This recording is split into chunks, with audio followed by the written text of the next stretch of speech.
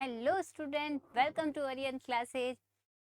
आज हम डिस्कस करेंगे जेएनयू बीएससी सेमेस्टर 4 के सब्जेक्ट बॉटनी के बारे में। फर्स्ट हम डिस्कस करेंगे कि हमारा जो है फोर्थ सेम का पेपर पैटर्न है वो किस टाइप से रहता है, एंड देन हम डिस्कस करेंगे इसके जो इम्पोर्टेंट क्वेश्चंस है फोर्थ सेम बॉटनी के उसके बारे में।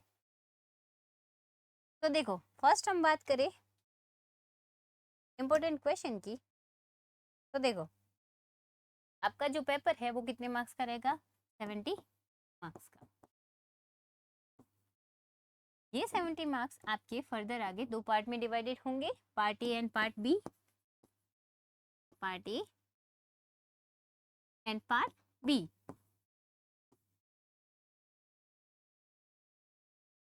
पार्ट ए में आपके पास 10 क्वेश्चंस रहेंगे। कितने क्वेश्चन रहेंगे?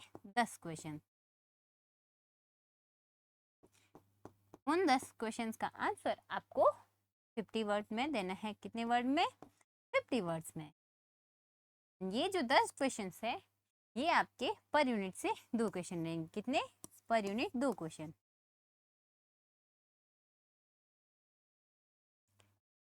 पर यूनिट 2 क्वेश्चन,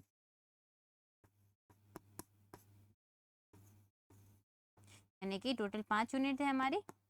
तो पर यूनिट से 2 क्वेश्चन आपके पार्ट ए में रहेंगे। फिर नेक्स्ट बात करें हम पार्ट बी की।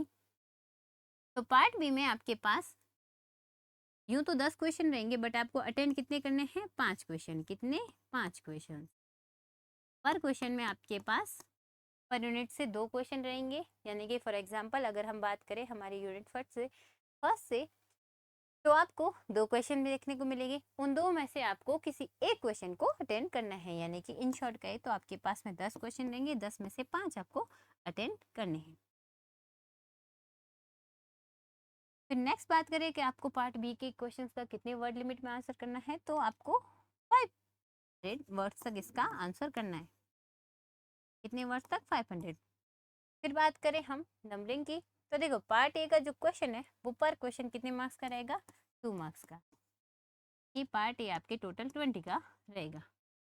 पार्ट बी जो है आपको 5 क्वेश्चन करने हैं और पर क्वेश्चन 10 का, ठीक है, टोटल 50 का। इस तरह आपके 70 मार्क्स का अरेंजमेंट रहेगा। नेक्स्ट बात करें हम अपने बॉटनी के सिलेबस एंड उसके इम्पोर्टेंट क्वेश्चंस की। तो देखो, आपका जो बॉटनी का फोर्थ सेम का सिलेबस है वो किससे रिलेटेड है? वो है प्लांट इकोलॉजी से, फिजियोलॉजी से एंड बायोटेक्नोलॉजी से रिलेटेड आपका जो है फोर्थ सेम बॉटनी का सिलेबस है, जिसमें आपके पास कितनी यूनिट्स रहेगी? 5 यूनिट्स। इन 5 यूनिट्स में आपको किसके बारे में पढ़ना है? तो देखो, फर्स्ट यूनिट है हमारी इकोलॉजी से रिलेटेड। किससे रिलेटेड है? इकोलॉजी या फिर पारिस्थितिकी से रिलेटेड, जहां आपको बताना है कि फर्स्टली कि पारिस्थितिकी क्या होता है, उसके तंत्र क्या होते हैं, यानी कि इसकी कंप्लीटली अवधारणा, अबायोटिक बायोटिक घटक क्या होते हैं। फिर फूड चेन के बारे में बताना है, एंड देन आपको बताना है खाद्य जाल। फिर पारिस्थितिकी पिरामिड, भू रासायनिक, जल वैज्ञानिक चक्र, प्राथमिक द्वितीयक उत्पादन क्या होता है, उत्पादकता प्रोडक्टिविटी कैसे होती है, नेट नेट प्रोडक्टिविटी, यानी इन सब के बारे में आपको फर्स्ट यूनिट में पढ़ना है, जहां हम पढ़ेंगे इकोलॉजी के बारे में। तो देखो, फर्स्ट यूनिट से आपके इंपॉर्टेंट क्वेश्चन कौन से हैं? फर्स्ट आपके जो इंपॉर्टेंट क्वेश्चन है रिलेटेड टू यूनिट 1 इकोलॉजी। तो देखो, फर्स्ट आपको बताना है कि पारिस्थितिकी तंत्र से आप क्या समझते हैं, इसके जैविक और अजैविक घटकों की संरचना और उनके जो कार्य है उसके बारे में आपको एक्सप्लेन करना है। फिर नेक्स्ट क्वेश्चन है कि आपको खाद्य श्रृंखला, फूड चेन और फूड वेब के बीच में, देखो फूड चेन क्या होती है? सीधी होती है। फॉर एग्जांपल कोई प्लांट है, उसको किसी शाकाहारी जंतु ने खाया एंड उसको क्या हो गया? किसी मांसाहारी जंतु ने खाया, तो ये एज अ फूड चेन हुई।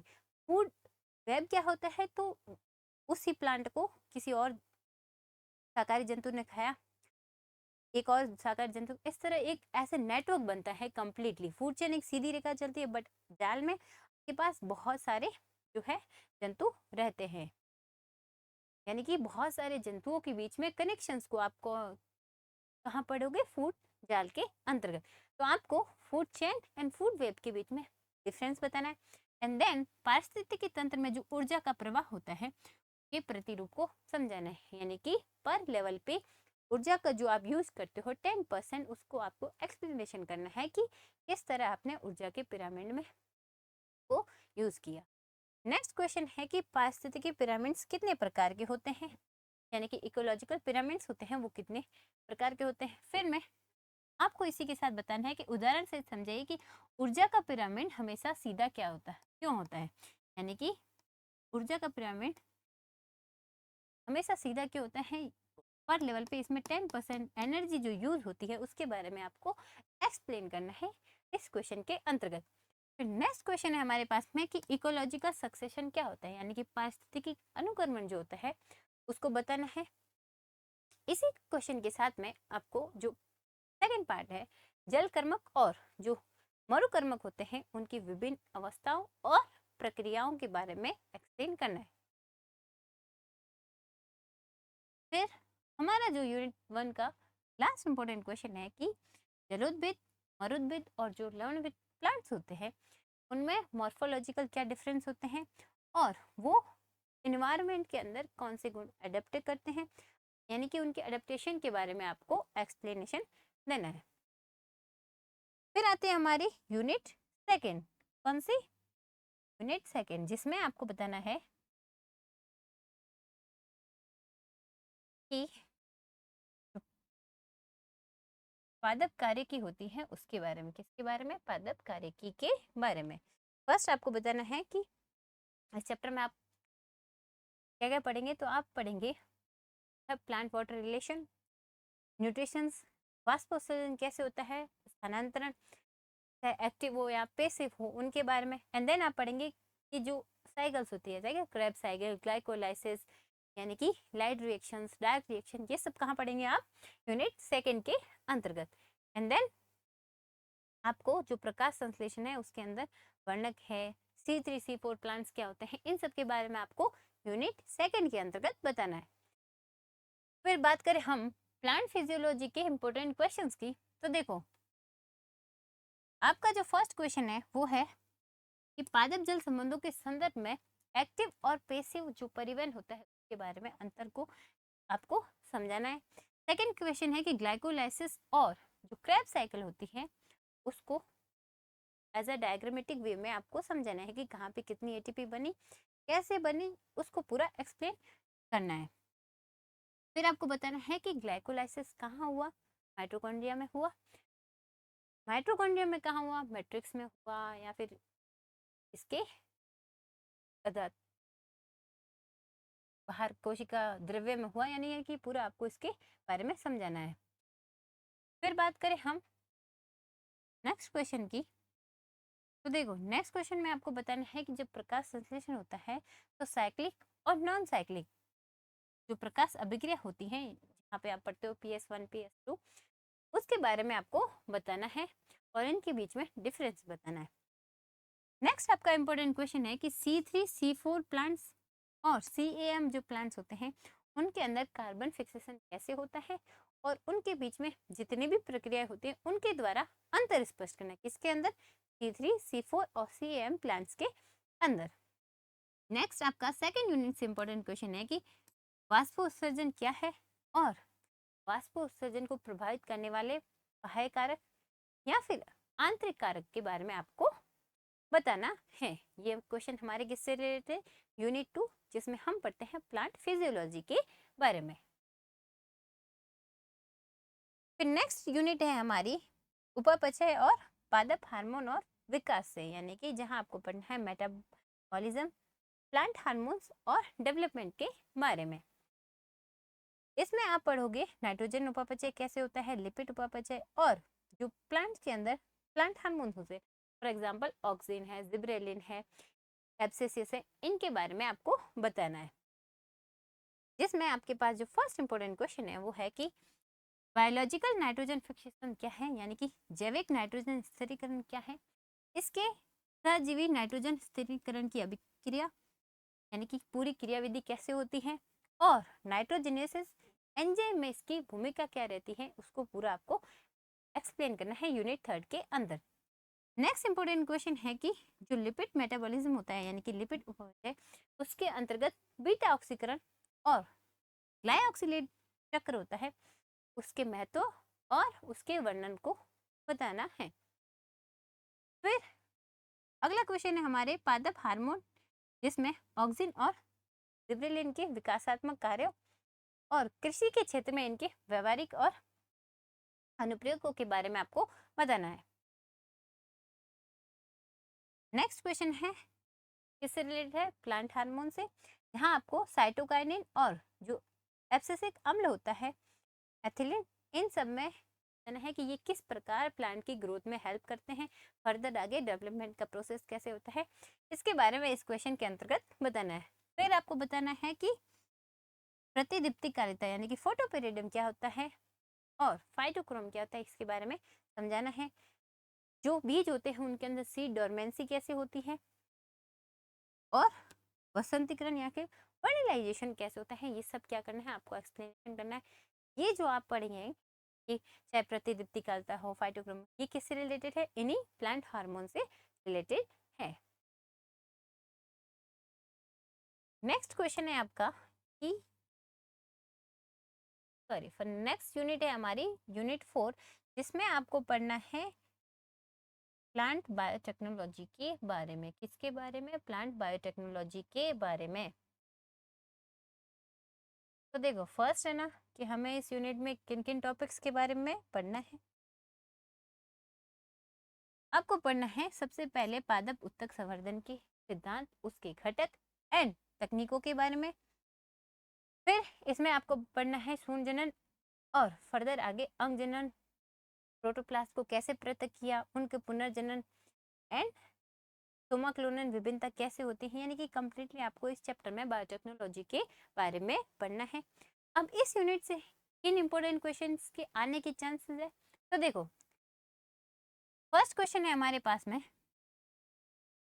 प्लांट टिश्यू कल्चर के मूलभूत सिद्धांत, उनके आवश्यक घटक और उनमें होने वाले उपयोग होने वाले विभिन्न तकनीकों के बारे में वर्णन करना है। नेक्स्ट क्वेश्चन है हमारे पास में कि प्रोटोप्लास्ट यानी कि जीव द्रव्य पृथक्करण, उसके संवर्धन की विधि क्या है एंड कायिक संकरण की प्रक्रिया और इसके महत्व। कायिक संकरण कैसे, कि जैसे आपने केला देखा होगा तो उसके अंदर बिना किसी बीज के केले का निर्माण हो, तो ये क्या है, एक सोमेटिक प्रोसेस है। तो फिर आपको कायिक संकरण के बारे में एक्सप्लेन करना है। फिर ये कह रहा है कि नेक्स्ट क्वेश्चन है सोमाक्लोनन विभिन्नता से आप क्या समझते हैं, पादप प्रजनन एवं फसल सुधार में इनके अनुप्रयोगों की चर्चा कीजिए। नेक्स्ट क्वेश्चन है हमारे पास में कि पादप द्वितीयक जो उपापचय होते हैं, इनके औद्योगिक उत्पादन पर आपको टिप्पणी लिखनी है। फिर नेक्स्ट आपको बताना है सिकोनन, विनब्लास्टिन और विंक्रेस्टिन जो होते हैं उनके बारे में आपको एक्सप्लेन करना है। नेक्स्ट आपका इंपॉर्टेंट क्वेश्चन है कि जीनोमिक्स, प्रोटियोमिक्स और जैव सूचना विज्ञान एवं जीनोम संपादन क्या होता है, इसके बारे में आपको बताना है। देखो जो आप 4th सेम में पढ़ रहे हो, इसी का एक्सटेंड रूप आप कहाँ पढ़ोगे, 6th सेम के अंदर पढ़ोगे। मेक श्योर कि आप इनके बारे में सही से पढ़े, क्योंकि आगे चल के ये यूनिट सी वहां जाके पर्टिकुलर एक पूरा कोड बन जाएगी। नेक्स्ट है हमारी यूनिट 5, जिसमें हमें पढ़ना है जेनेटिक इंजीनियरिंग के बारे में। तो देखो इस यूनिट में आपको फर्स्टली क्या पढ़ना है कि आपको पढ़ना है रेस्ट्रिक्शन एंडोन्यूक्लियोसिस क्या होता है, लाइगेज, प्रोकैरियोट्स एंड यूकैरियोट्स में जो है क्लोनिंग फैक्टर्स क्या होते हैं, जीन क्लोनिंग की क्रियाविधि, पुनर्योजित क्लोन का चयन किस प्रकार से होता है, एंड नेक्स्ट आपके जो टॉपिक्स है वो है जो हमारी जेनेटिक इंजीनियरिंग के अनुप्रयोग, जैसे बीटी कपास है, शाकनाशी प्रतिरोधी पादप है, और जो इसके अंदर ट्रांसजेनिक फसलें होती है जैसे कि फ्लेवर सेवर टमाटर, इन सब के बारे में आपको पढ़ना है। अब बात करें हम इसके इंपॉर्टेंट क्वेश्चन की, किसके, यूनिट 5 की। तो देखो जो टॉपिक है उन्हीं के इंपॉर्टेंट क्वेश्चन है। फर्स्ट है रेस्ट्रिक्शन एंडोन्यूक्लियोसिस तथा लाइगेज एंजाइम क्या है। इन ये आनुवंशिकी अभियांत्रिकी मुख्य उपकरण क्यों माने जाते हैं, इसके बारे में आपको बताना है। नेक्स्ट क्वेश्चन है कि PBR 322 PUC, BAC and YAC जैसे क्लोनिंग वाहकों की मुख्य विशेषता और उनकी सहवाग क्षमता के बारे में आपको एक्सप्लेन करना है। फिर नेक्स्ट क्वेश्चन है पौधों के अंदर जो जीन ट्रांसफर होता है उसकी डायरेक्ट और इनडायरेक्ट विधियां कौन सी हैं, उसके बारे में बताना है। नेक्स्ट है कि सेलेक्टिव मार्कर्स जो होते हैं यानी कि वर्णीय मार्कर जिन्हें बोलते हैं वो और रिपोर्टेड जीन क्या होते हैं, इसके बारे में आपको एक्सप्लेन करना है। इसी का पार्ट 2 है पुनर्युगित क्लोन यानी कि रिकॉम्बिनेंट क्लोन्स जो होते हैं वो उनको किस प्रकार चयन करते हैं, इसके बारे में आपको बताना है।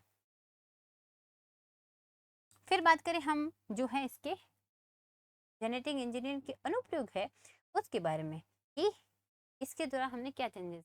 फॉर एग्जाम्पल अगर आपने बेटी कपास के बारे में पढ़ा होगा तो जो बेटी कपास है वो सामान्य कपास से किस प्रकार डिफरेंस है, बेटी कपास में जो है कीड़ा क्यों नहीं लगता एंड जो नॉर्मल होता है उसमें क्यों लगता है, तो इसी के बारे में बताना है। फर्स्ट क्वेश्चन है कि बीटी कपास तथा शाकनाशी प्रतिरोधी ग्राउंड में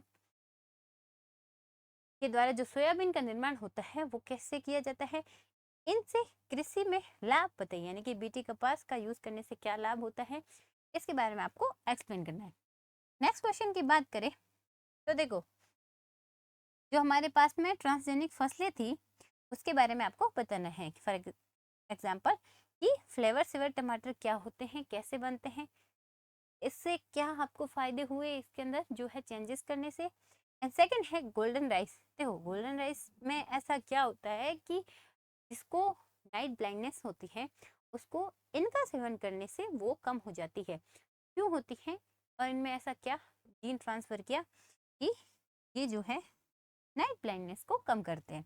तो आपको बताना है कि फ्लेवर सेवर टमाटर तथा गोल्डन राइस के आनुवांशिक संशोधन के उद्देश्य और उनके निर्माण की तकनीक को बताना है यानी कि इनमें कौन से जीन का ट्रांसफर किया कि ये जो है ट्रांसजेनिक फसलों का निर्माण हुआ।